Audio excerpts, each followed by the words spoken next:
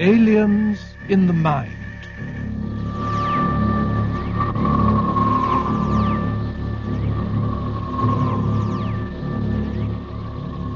Co-starring Vincent Price as Professor Curtis Lark and Peter Cushing as John Cornelius.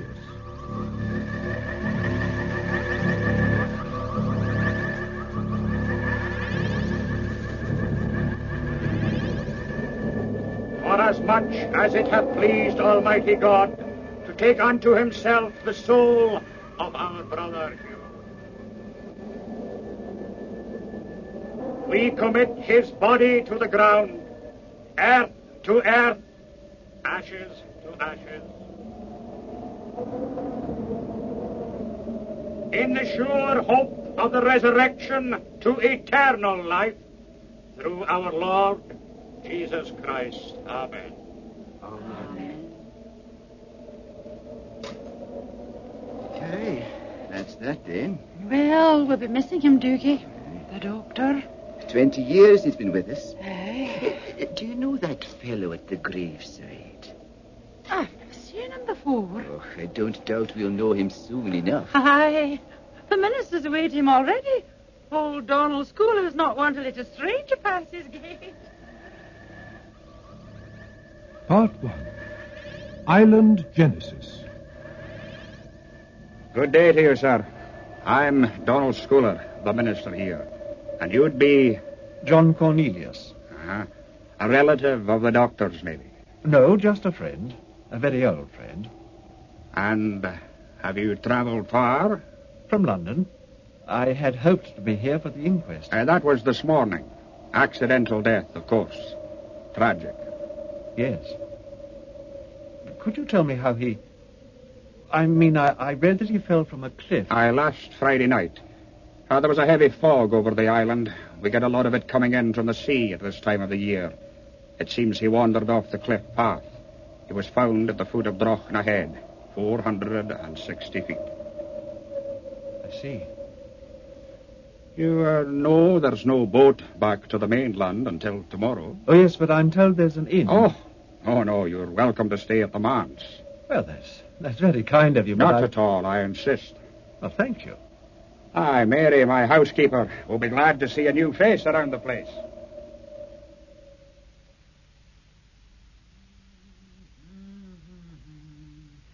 Mary!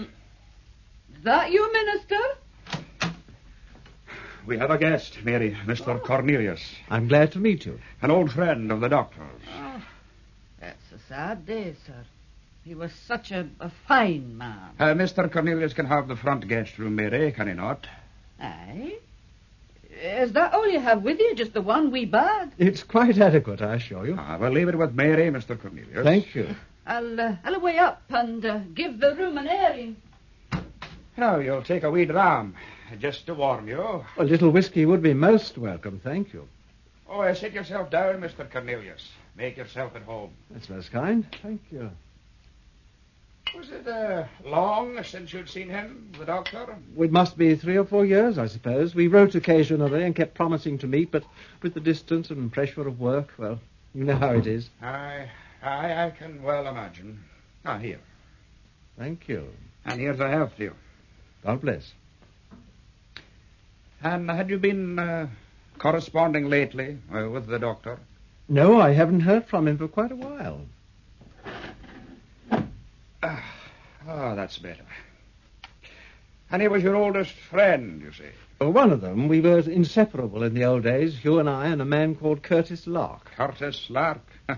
That's rather a quaint name. Rather a quaint man, I suppose. American, of course. The 3 of us were together at the same hospital. You're not free from aircraft noise even up here, Mr. Schooler. Oh, a helicopter from the Naval Training Station. Not usual for them to fly so low. Since you were at the same hospital, I take it you are also a medical man. Yes. Should I not be addressing you as Dr. Cornelius, then? No, I'm a surgeon. You'd be a specialist of some sort. Oh, yes, I'm a brain surgeon. Didn't Hugh have a housekeeper? Molly Kyle, aye. Oh, fine woman. She was at the service. Do you think she'd mind if I went up to the house? I'm sure she'd expect it. Why not now?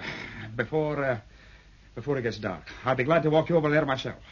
Oh, that's very kind of you, Minister. Come along then, Mr. Cornelius. Oh, if you could just wait a moment, I'd better tell Mary we're going out. Certainly. I'll be outside stretching my legs.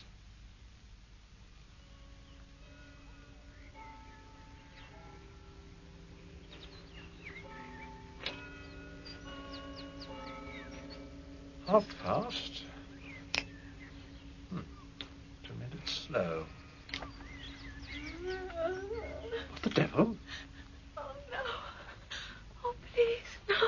Poor child, what is the matter? She's calling them. She's calling them again. Calling who, my dear? The fellowship. She's calling them away from the fire. Oh, stop her. Stop her or they'll die too. Who will die? Who will die? You will. Come here, my dear. What is your name? Laura! Laura, come inside at once. Oh, no, Minister. I'm all right. I'm not hearing her voice. I'm not.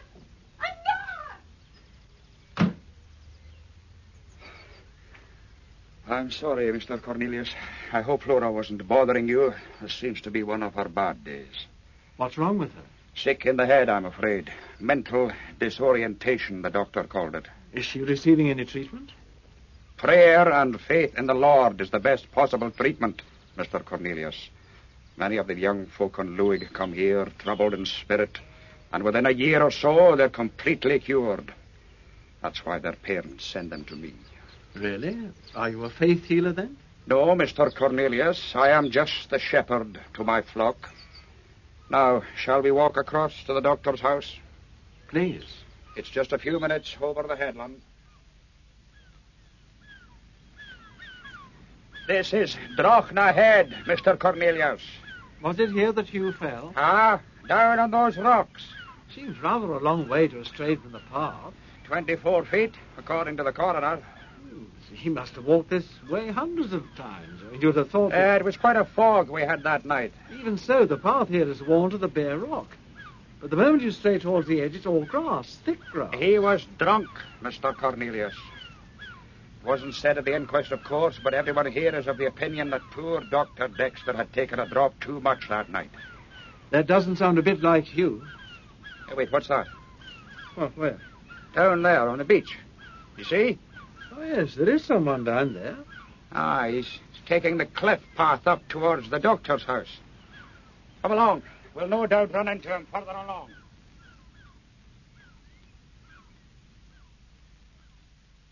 Here we are. Much bigger than I expected. This was his surgery, dispensary, and the living quarters as well. Oh, hello, Minister. Hello, Molly. This is Mrs. Kyle. Good afternoon, Mrs. Kyle. Good afternoon. This is Mr. Cornelius, Molly. He was a friend of the doctor's. Oh, hi. Hello there. What? Who is this now? Good Lord, it's Curtis Lark. Where on earth did he spring from? Hello, John. How are you? I'm fine, but how did you get here? By passenger jet, private charter plane, and finally by one of your Royal Navy's helicopters. Am I in time? Not for Hugh's funeral, if that's what you mean. Well, I did try, but I was in wildest Borneo when I got the news. Oh, I'm sorry. Let me introduce you. Professor Curtis Lark, the minister, the Reverend Donald Schooler. Professor. And Mrs. Kyle, Hugh's housekeeper. Hello. Will you not come inside, gentlemen? Thank you. After you, John. Go straight into the study, if you would. If you would excuse me, Molly. Aye. You'll be wanting to get back for the fellowship meeting. Fellowship? The Fellowship of the Kirk. Oh. I'll see you later then, Minister. Aye, back at the manse. Good day to you, Professor. A bientôt, Minister. Early Edwardian walnut. Hardly Hugh's taste, I would have thought. If it's the furniture you're talking about, he bought it with the practice. It used to belong to old Dr. Mingus before. There's a picture over here that you'll maybe recognize. Oh, yes, the class photograph. I think you're both there on it somewhere. Second row left with Hugh standing between us. I can still remember the day when it was taken. Oh, was it really 20 years ago? No, it was nearer 30. Oh, my goodness. Well, all things considered, we still look remarkably young. All things considered, Curtis, you probably need glasses. Oh, we're none of us getting any younger, sir. Mrs. Kyle, did the doctor ever wear glasses? Aye. He had a pair made last year. Just for reading, you know. What time was it when the doctor went out last Friday? I wasn't here that night, sir. I was over to the mainland to visit relatives. Oh, I see. So you wouldn't know if he had been drinking at all? No, sir. I'm afraid not. Uh-huh. Can I get you gentlemen something to eat? Oh, that's an excellent idea. I had breakfast somewhere, but I've quite forgotten where or even when it was. You must be starved. I'll away to see to it now. Oh, thank you. You're most kind. Oh, dear John, I can't tell you how glad I am to see you again. My dear fellow, I'm glad to see you too, and surprised. Surprised? I'm astonished. It's less than a week since Hugh's death was announced. It's quite incredible that you managed to get here from, where was it? The wilds of Borneo? John, I wasn't in Borneo. Oh? No, that was just for the minister's benefit. Ah. I'd left Borneo 2 days before on my way here. And when I heard the news of Hugh's death, I was actually making a stopover in Sydney, Australia. You see, I received this letter from Hugh. Look, you'd better read it here. Thank you. My dear Curtis, please read this scribble indulgently, because it's extremely difficult for an island vegetable like me to keep a steady leaf between lines, eh?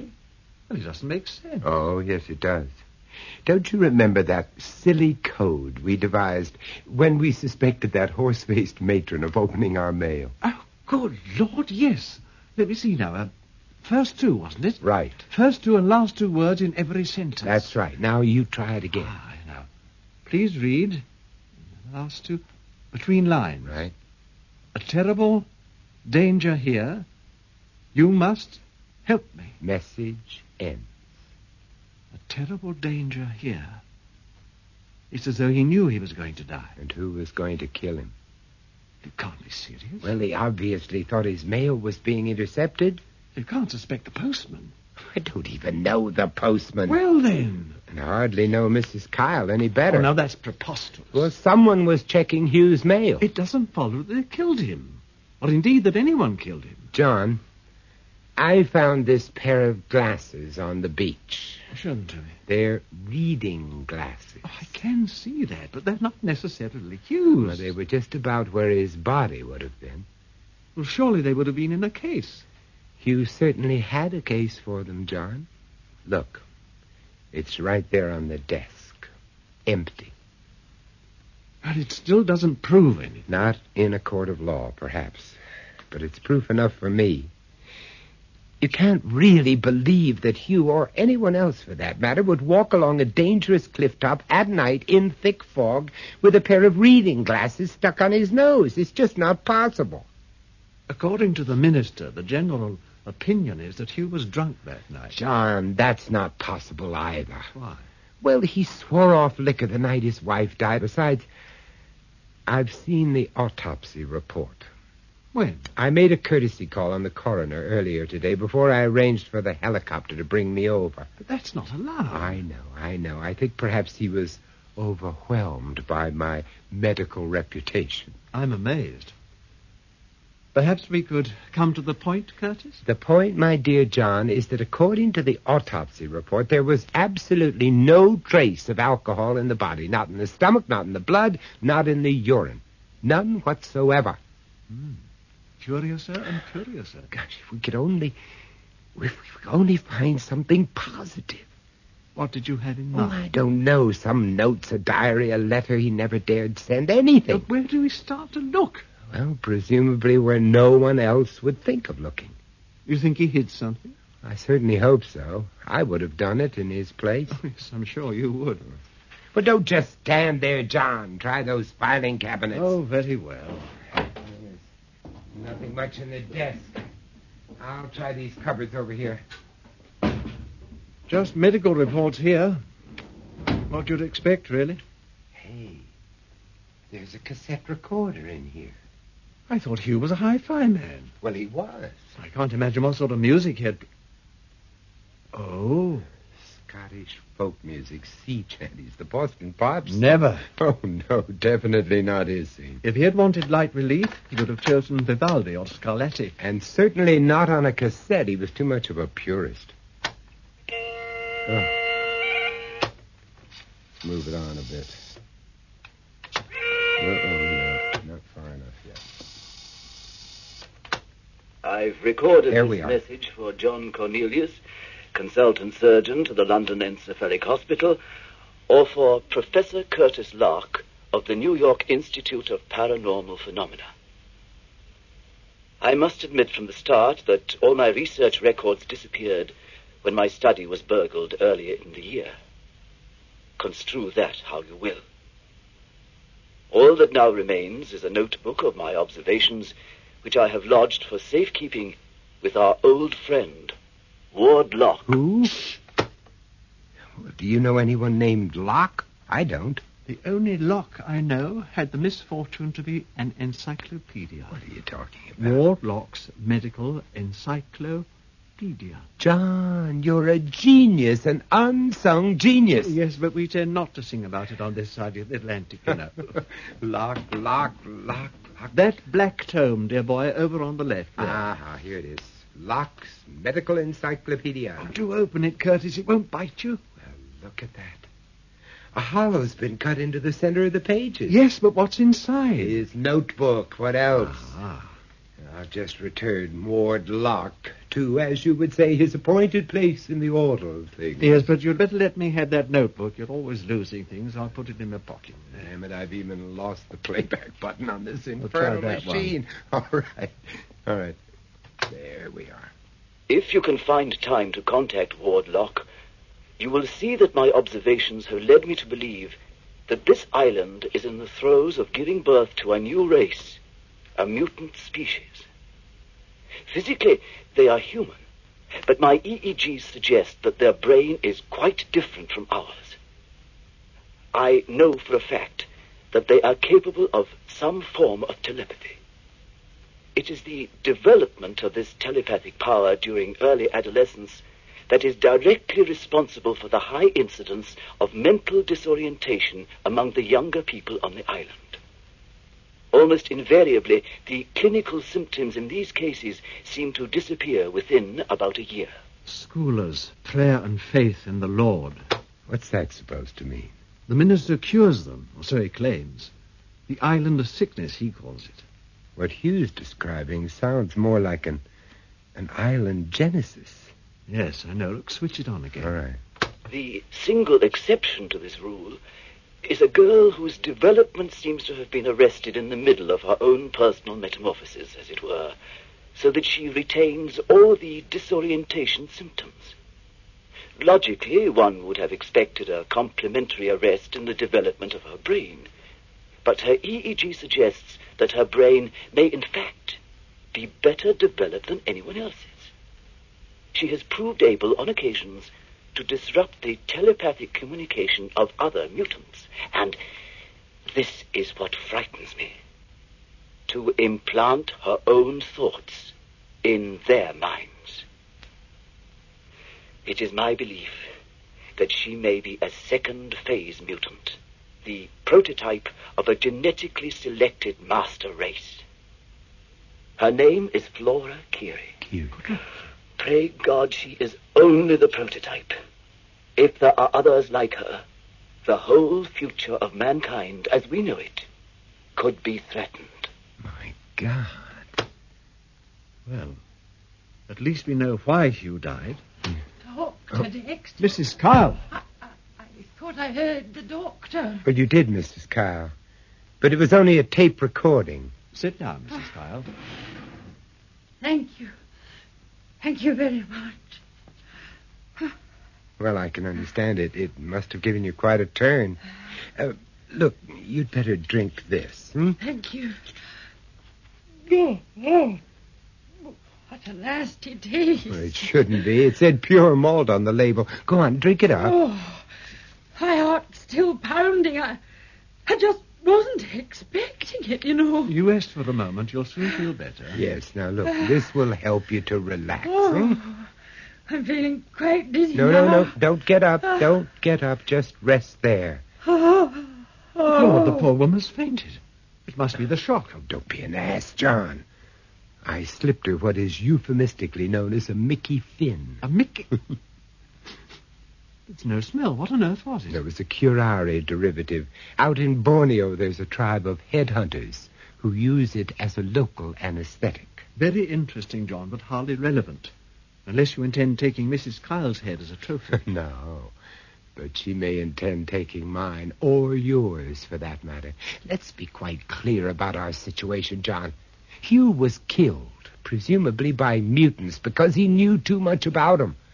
If they discover how much we know, we won't have a snowball's chance in hell of getting off this island alive. But you surely don't suspect Mrs. Kyle of being a mutant? Until such time as we learn how to distinguish mutants from non-mutants, I intend, in the interest of self-preservation, to suspect everyone on this island of being a mutant.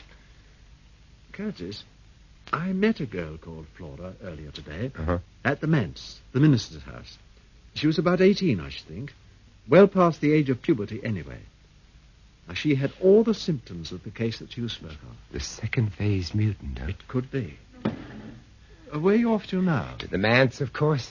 That girl's our only lead. What about Mrs. Kyle? Oh, she'll sleep it off in about a half hour or so. Are you coming? Just collecting the cassette? Very good thinking, my dear John. Thank you. Right. Now let's go. I'm coming.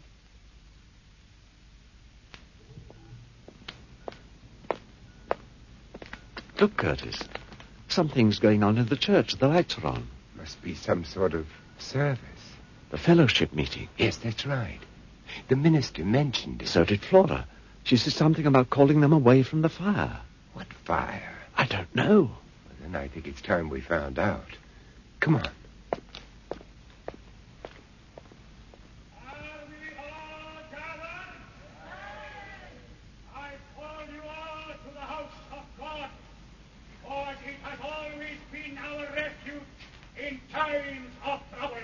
John, give me a leg up. I want to do a little surreptitious eavesdropping. Steady, John, steady. You're overweight, damn it. All those hot dogs. Stop it. Well, let me down. With the greatest of pleasure. There are rows and rows of them in there, just sitting there like so many zombies. Listen. Servant of the devil. His work is Satan's handiwork. It should be cast into outer darkness. All unto everlasting hellfire! Those people make the Spanish Inquisition sound like a parlor game. If the devil's handiwork were consumed in eternal hellfire. And I would not move from the house of God to save it. Aye, and the ashes should be cast Curtis, into outer there's a fire up there on the hill. Ooh, what a fire. It looks like the whole house has gone up in flames. Hugh's house? Yes. I've just remembered something. What? Curtis. When I talked to Flora, she said that if I didn't stop her calling them away from the fire, I'd die too. You? I didn't understand at the time, but I do now. They wanted us to be in that house. And they would just sit there in their church and let us quietly burn to death. What? Who's that?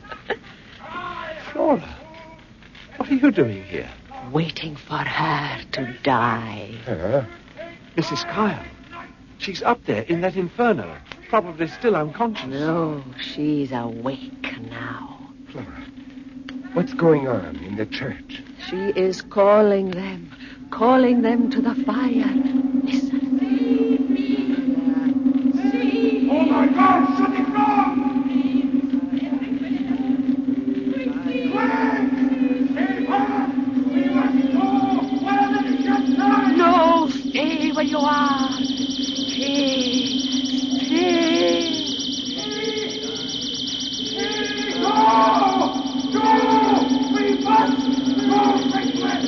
it burn.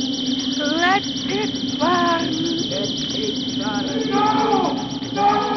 We must go and put it out! Do not move. Do not move. We must go! The Lord has is punished! An innocent is punished!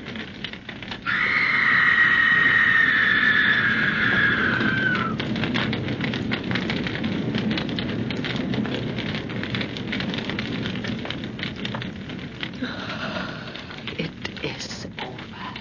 But she was calling them. Why didn't they go? Because I was telling them to stay. Why, Flora, why? Because now Luig is mine. Luig is mine. So Mrs. Kyle was a second phase mutant, too. You realize what that means? Yes, it means that Flora isn't just a prototype. Hugh's so-called master race has been with us for at least 50 years. 50 years. 3 generations. And God said, go forth and multiply.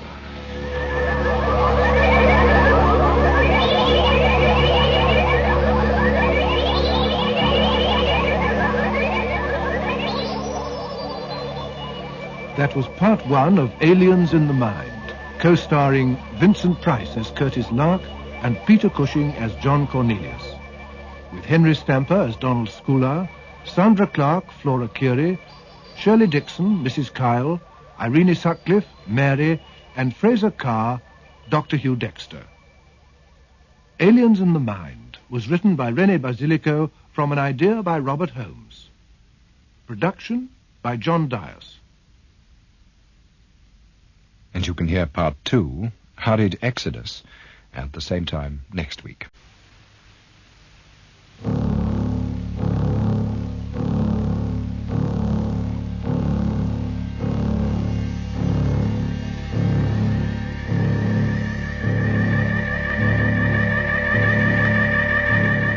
Aliens in the Mind.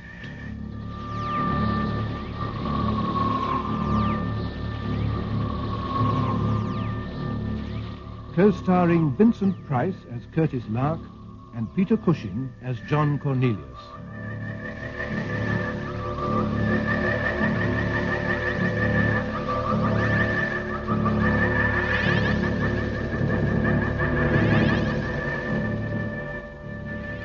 On the remote Scottish Isle of Luig, Lark and Cornelius are convinced that the death of their friend Dr. Hugh Baxter was no accident. From his research notes, they diagnosed the island's sickness as early symptoms of a strange genetic mutation, affecting many of the island's inhabitants, turning them into zombies, blindly obeying orders from an unknown source. The key to the mystery seems to be an apparently simple-minded 18-year-old girl, Flora Curie, who saves them from burning to death in a fire that destroys Dr. Dexter's house, and with it, the housekeeper, Molly Kyle. Let it burn. No! No! We must go and put it out! Do not move. Do not move. We must go! The Lord has is punished! An innocent is punished!